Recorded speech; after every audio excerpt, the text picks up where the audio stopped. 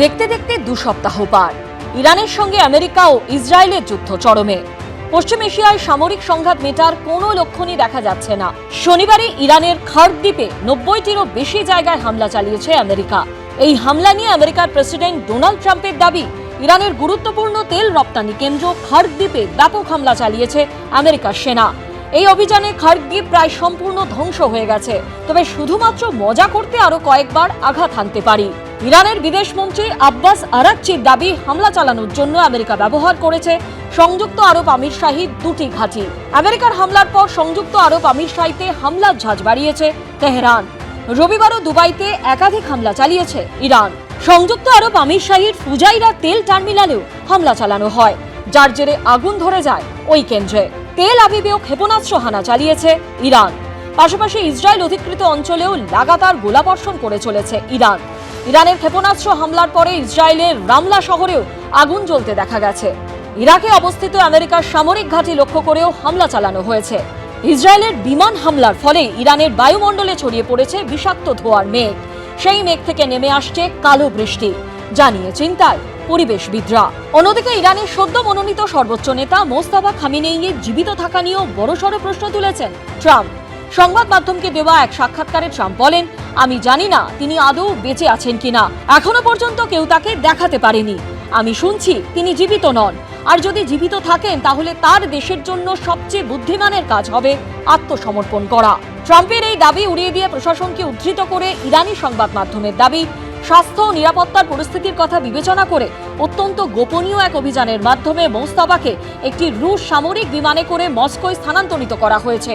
সেখানে তার সফল অস্ত্রোপচার হয় এবং বর্তমানে তিনি সেখানকার একটি বেসরকারি হাসপাতালে চিকিৎসাধীন রয়েছেন।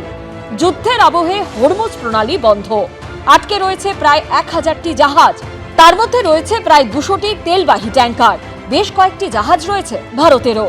ইরানের বিদেশমন্ত্রী আব্বাস আরাকচিকে উদ্ধৃত করে ইরানি সংবাদ সংস্থা জানিয়েছে, হরমুজ প্রণালী শুধুমাত্র আমেরিকা ও তাদের মিত্রদের জন্যই বন্ধ রাখা হয়েছে এবং যতক্ষণ পর্যন্ত হামলা অব্যাহত থাকবে আমরাও আমাদের এই নীতি বজায় রাখব। ABP Ananda. West Bengal, the 294 assembly constituencies, the polling shall be held in 2 phases. আনুষ্ঠানিকভাবে বিধানসভা ভোটে দামামা বেজে গেল। নির্বাচনে নির্ঘণ্ট ঘোষণা করে দিল নির্বাচন কমিশন। এবার 7 দিনে মাত্র 2 দফায় রাজ্যের 294টি বিধানসভা কেন্দ্রে নির্বাচন হবে। 23 এপ্রিল বৃহস্পতিবার প্রথম দফায় রাজ্যের 152টি কেন্দ্রে নির্বাচন হবে। এর ঠিক 6 দিনের মাথায় 29 এপ্রিল বুধবার দ্বিতীয় দফায় বাকি 142টি কেন্দ্রে ভোট গ্রহণ হবে। বিধানসভা নির্বাচনের ফল ঘোষণা হবে 4 মে সোমবার। West Bengal, the 294 assembly constituencies, the polling shall be held in 2 phases. In the first phase 152 and the second phase 142. The date of poll shall be 23rd of April and 29th of April. And the counting shall be together for all, that is 4th of May 2026. পশ্চিমবঙ্গে 2001 সালে এক দফায় বিধানসভা vote হয়েছিল।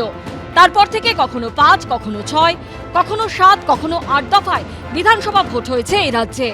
2021-এ সর্বোচ্চ 8 দফায় বিধানসভা নির্বাচন হয় পশ্চিমবঙ্গে। এবার বিধানসভা ভোটে দফা কমে হলো 2। তৃণমূল কংগ্রেস সারা বছর উন্নয়ন এবং বাংলার মানুষের অধিকার রক্ষার যা কাজ করেন মমতা বন্দ্যোপাধ্যায় মাননীয় মুখ্যমন্ত্রীর নেতৃত্বে, আমরা একদিনেও তৈরি, ওদের যা ইচ্ছা আমরা তাতেই তৈরি। কারণ আমরা মানুষের সঙ্গে 12 মাস থাকি। আমরা প্রস্তুত। 8 দফায় কমিয়েছিল 77, এবার 2 দফায় সেটাও কমে 27-এ দাঁড়াবে। 1 দফায় ভোট হলে কিছু মানুষ আরো খুশি হতেন, 2 দফায় করেছেন, আমরা স্বাগত জানাচ্ছি। আমরা নির্বাচন কমিশনের উপরে আস্থা রাখছি, একটি সাংবিধানিক সংস্থা। আমরা মনে করি তারা এখানে শান্তিপূর্ণ ভোট করাতে সক্ষম হবে। 2021-এর বিধানসভা ভোটে তৃণমূল 215টি আসনে জিতেছিল। বিজেপি পেয়েছিল 77টি আসন। আইএসএফ 1টি আসনে জিতেছিল। তৃণমূল সমর্থিত গোর্খা জনমুক্তি মোর্চার প্রার্থী জিতেছিলেন 1টি আসনে।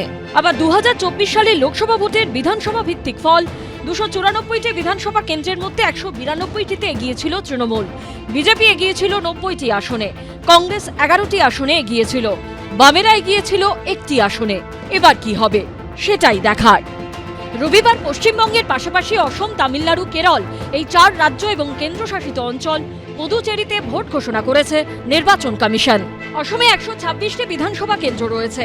ভোট হবে এক দফায় 9ই এপ্রিল বৃহস্পতিবার। 140টি বিধানসভা কেন্দ্র রয়েছে কেরলে, সেখানেও এক দফাতেই 9ই এপ্রিল ভোট গ্রহণ হবে।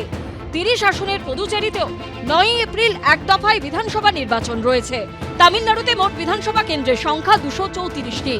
দক্ষিণের এই রাজ্যে এক দফায় 23 এপ্রিল ভোট গ্রহণ হবে। পশ্চিমবঙ্গে ভোট হবে 2 দফায়। আমরা চেয়েছি সরকারের দফা রফা করতে। মমতা ব্যানার্জি যখন বামফ্রন্ট সরকার ছিল তখন বলতেন এক দফায় নয় অনেক দফায় করতে হবে। একটু ইতিহাসটাকে ঝালিয়ে নিন। আমরা বলেছি দফার ব্যাপার না, আমাদের কাছে হচ্ছে অবাধ, সুষ্ঠু, নিরপেক্ষ, শান্তিপূর্ণ ভোট হবে কিনা। সবকটি রাজ্যের বিধানসভা ভোটের ফল বেরোবে 4 মে সোমবার। এবিপি আনন্দ। এবিপি আনন্দ, এগিয়ে থাকে, এগিয়ে রাখে।